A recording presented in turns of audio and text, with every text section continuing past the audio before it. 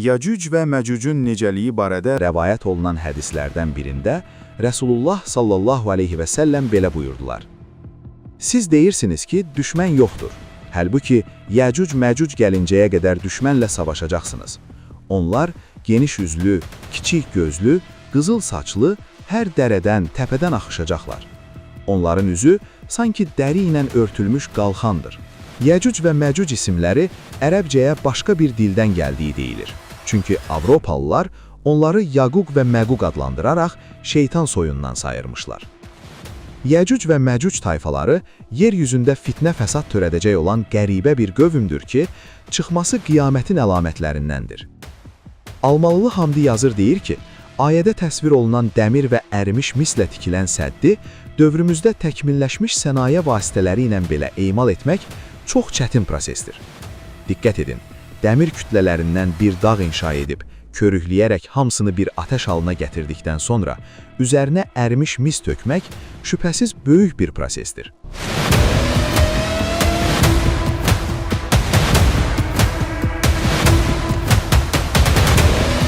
Bəlkə də dəmirçilik sənəti keçmişdə bu cür işləri görəcək qədər inkişaf etmişdi.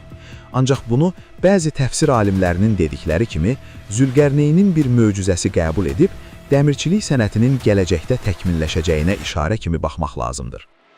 Bu proses inşa edilən divarın son dərəcə möhkəm olduğunu göstərir. Kəhf surəsi 97-ci ayədə bildirilir ki, artıq onu Yəcüc və Məcüc tayfaları nə aşa bildilər, nə də onu dəlib keçə bildilər. Buradan da göründüyü kimi, Allahın inayəti ilə Zülqərneynin inşa etdiyi sədd çox sağlam və möhkəm tikili halına gəlir.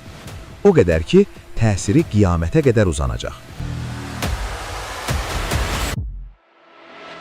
Kəhf surəsi 99-cu ayədə deyildiyi kimi, Zülqərneyn bu Rəbbimin bir rəhmətidir. Rəbbimin təyin etdiyi vaxt gəldikdə isə Allah onu yerlə bir edəcəkdir. Rəbbimin vədi haqdır. İbn Kəsir deyir ki, ayədəki dəqqəə, yəni darmadağın, yerlə bir etmək ifadəsini ərəblər dəvənin hörgücü yox olub, beli dümdüz olanda işlədirlər. Həmin söz Əraf surəsi 133-cü ayədə də eyni mənanı ifadə edir. Yəni qiyamət yaxınlaşınca Allah səddi yox edər, yerini əvvəlki halına salar. Yəcüc və Məcüc tayfası yeryüzünə çıxar. O gün onları buraxarıq. Belə ki, onlar dalğalar kimi bir-birinə qarışarlar. Sur çalınan kimi onların, yəni məxluqatın hamısını bir yerə cəm edərik. Bu hadisə Dəccalın gəlişindən sonra qiyamətin qopmasından öncə olacaqdır. Deməli, sədd hələ də öz təsirini saxlayır. Yəcüc və Məcücün kim olduğu və harda olduğu barədə Quranda bilinən dəqiq bir işarə yoxdur.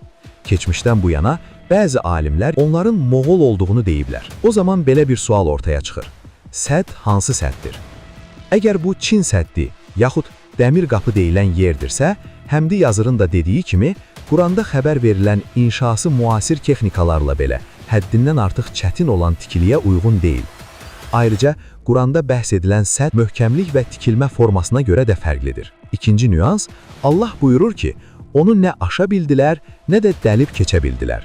Ancaq Çin səddi də, bilinən digər səddlər də inşasından qısa müddət sonra aşılıb. Yuxarıda Tirmizidə keçən səhih bir hədisi rəvayət etdik. Orada Yəcüc və Məcücün Dəccaldan və İsa aleyhisselamın yeryüzünə enişindən sonra çıxacağı deyilir. Qiyamətin bir neçə addımında baş verəcək həmin hadisələr də hələ baş verməyib. O zaman Yəcüc və Məcüc da hələ ki ortaya çıxmayıb.